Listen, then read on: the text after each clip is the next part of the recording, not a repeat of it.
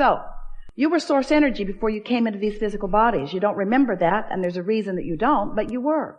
You were source energy before you came into these physical bodies, and now you are an extension of that source energy. So here you are, focused, just as you intended to be, focused upon the things of your time-space reality, and you are utilizing your focus to help you personally, independently, identify your preferences. Sometimes you don't really grasp that. You don't really understand how perfect it is and how important it is that you deliberately choose. So anyway, that's step one. You ask for what you want, and you can't stop asking because life just continues to serve itself up to you in ways that cause you to identify your preferences. It happens all day, every day, at all levels of your being. It's really what the evolution of all species is about. So when you know what you don't want, you know what you do want. If someone's rude, you want them to be nicer. If you're rude, you want to be nicer. If you're unhappy, you want to be happier. If something's gone wrong, you want it to go right. In other words, if you don't have enough of something you want more of it. It's a very simple equation, not hard for you to figure it out, and you're doing it all day, every day. But what you may not know is that every time, whether you speak it out loud or not, something happens like that, you are launching these vibrational preferences. And the larger part of you is aware of the preference that you have launched and becomes it, because your inner being is unconditional. Your inner being rides the rocket of your desire. When you say, I prefer something, your inner being doesn't say, well, there aren't that many of them going around. Your inner being doesn't say, well, that's risky business and it's unlikely. Your inner being doesn't say, you don't have the education for that or the money for that or the background for that. When you launch a rocket, a request, a preference, a desire, your inner being becomes a vibrational match to it immediately. And because you are an extension of that inner being who has become a match to it, now you hold the potential of splitting your energy if you don't become a match to it too. You see how it works? When you say, I want that, the source within you says, done.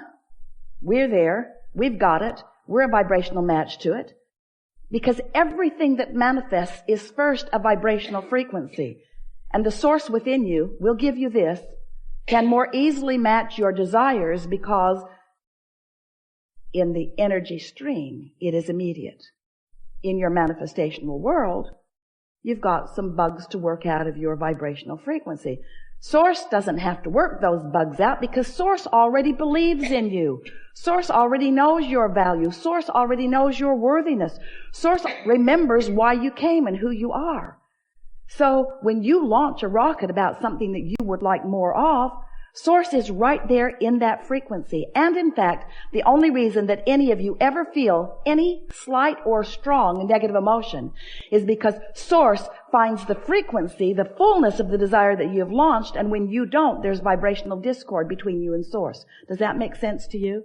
If there were ever a way for you to understand that Source exists, it must be in your emotional awareness. Because if there were not someone keenly interested in you and holding a vibrational frequency about you, then you could think anything you want and you would feel no vibrational variance.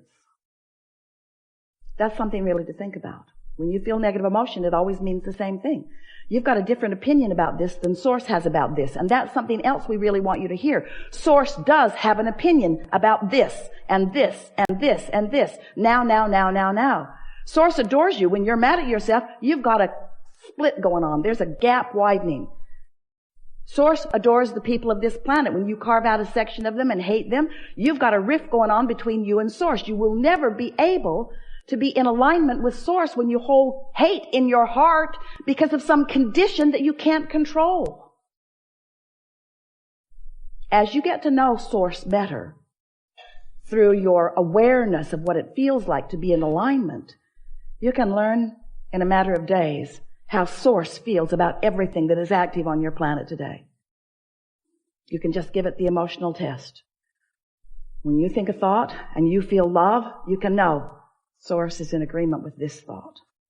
And when you think a thought and you feel fear, you can know Source is not anything close to an agreement on this thought. So once you get clear about what this emotional guidance system is, then you can get on with what you've come to get on about. Then you can be the deliberate creator. You can be or do or have anything that you choose because you've got this backup. So step 1 is contrast helps you to define what you want. You do it all day, every day. And step 2 is source becomes it vibrationally immediately. Wrote a whole book about that called Ask and It Is Given, and that's what it was about. That when you ask, source becomes the vibrational equivalent of it. The energy that creates worlds. Imagine that. The energy that creates worlds. The vibrational equivalent to your desires. Keeping the light on, keeping the vibration steady, so that anytime you get in the vicinity or away from the vicinity, you'll know where you are in relationship to it. Helps you to zero in on who you really are and what you really want, to become the fullness of all that you are. So your work really is a step 3 part of this 3-step process. Now step 4 process, but step 3 process we talked about for so many years. Ask, source answers, and then you must find a way to become a vibrational match to what you're asking for. In other words, you can't want something and doubt it and get it. You can't want something and be mad that you don't have it and get it. You can't want something and be impatient about it. Flight attendant said, "Thank you for your patience." And Esther said, "You're confused about who." You must be talking about the previous flight because no patience happening here. You can tell by the way you feel whether you are in alignment or whether you are not. So, we are eager to talk with you about anything that matters to you. We're going to help you to find some ways, if you want them, to line up easily with who you are and what you want. In some ways, some of the things that we will suggest today, you will stubbornly protest against a little bit because it's just going to seem too simple. And some of the things that we're going to say to you and promises that we're going to make to you, you may even doubt a little bit because they're just words that sort of kind of make sense and maybe you feel resonance with them, but you haven't had the manifestational evidence in your life yet about it. But we know that with just a little bit of listening and a little bit of resonating and a little bit of awareness and then a little bit of focusing, that you will find manifestational evidence about everything that we talk about here today. You're going to know precisely how your thoughts become the reality that you are living, so that not only you are aware of it, but others who are observing you as well. So as we've been talking to you about launching these rockets of desires, we also wrote a book about where they go. We called it The Vortex. It's this vibrational reality. It's this vibrational reality that you cannot yet see or hear or smell or taste or touch. You can feel it emotionally. Well, that's just annoying to people. We spent a lot of time trying to talk you into getting into the vortex where everything you want is. And you were very nice to us. No one ever got up and left the room. Well, just that one guy. But you were interested about the vortex, but you began saying things like, "Okay, so my fortune's in the vortex, Abraham. I want it to come out of the vortex and into my bank. Because it's nice knowing that I've created realities that I can't see yet or that others can't see, but really, how long can this go on? How long do you think you can keep me hopeful about things that aren't tangible?" And we say, it was never your intention to come and live without the tangibility. You are in a time-space reality where you can measure your existence through your manifestations.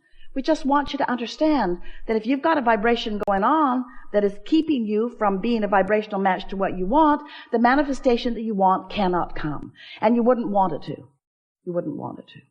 So then we began talking to you about, so here's all of this vibrational reality, and you're going, yeah, we accept it, get on with it. How do I get it into my reality where I can see it, where others can see it? And so we began talking about your point of attraction. For a while we called it a grid. It's your point of attraction. It's like the framework of who you are, looking for different ways to help you feel the reality of your point of attraction. Your point of attraction, where you stand. And mostly it's about how you feel right now. How do you feel right now? What's your mood? What is the mood that is swirling around you? Because your mood is the best indicator that you have to let you know what the vibrational atmosphere is that you've got going on. And your vibrational atmosphere matters because it is your point of attraction. How you feel, your mood, the thoughts you're thinking, the beliefs you hold, what's going on, the conversations you have, how you move in the world, how you feel in the world, what you're doing now. Right now, you have a relationship with your vortex. Right now, you have a relationship with your vibrational reality. And the question that we want you to ask yourself is the relationship that you have with something that's in your vibrational reality, in your vortex, is the relationship you have one of holding it away? And you can tell by the way you feel whether you are holding it away or whether you are allowing it in. You can also tell by whether it's coming in or not. We're not asking you to just hold yourself in this emotional state of being and just take our word for it. What we're saying to you is take our word for it, hold yourself in the emotional state of being, and watch the evidence move from your vibrational reality into your reality until before long you will have such confidence in your ability to manifest anything that you desire, because you will have discovered what kinds of things you've been doing that have been preventing the things that you want from coming easily.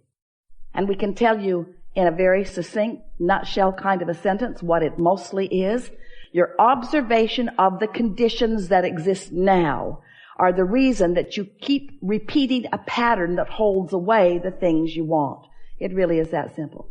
You got to change the way you look at things. You got to reorient yourself. You've got to become more vibrational interfacing. You have to trust the way you feel. You have to accept that you have guidance. You have to accept that your guidance is always leading you toward what you want. And you have to be aware of when you're moving toward what you want and when you're not moving toward what you want. And you have to accept that the emotions that you hold are the indicator of whether you're moving closer or further. You can just tell. You'll get so good at this that you'll be in the middle of a conversation and you'll stop talking right in the middle of it because you'll realize that you're moving away from what you want rather than toward what you want. So often, in your quest to make someone else understand what you mean, who's in a different vibrational frequency and is not hearing what you mean, in your attempt to get them to hear what you mean, you are responding to the condition of them not hearing. So you are basing what you are saying based upon what they are not hearing, and then you join them in their frequency rather than maintaining yours, and then instead of them hearing what you mean, you hear what they mean, and nothing changes. Oh, you got that, didn't you?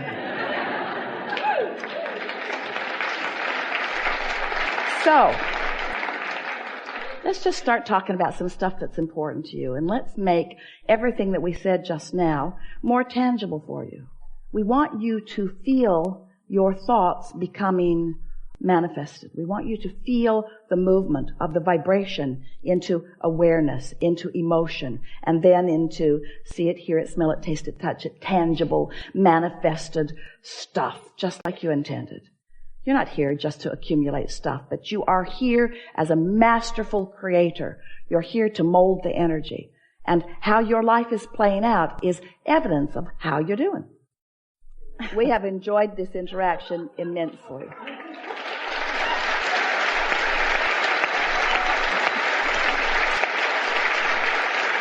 Take it easy. Be easier about everything. Be more playful. Have more fun. Sleep more. Do more things that feel good. Pamper yourself more. Do things that are more feeling in nature.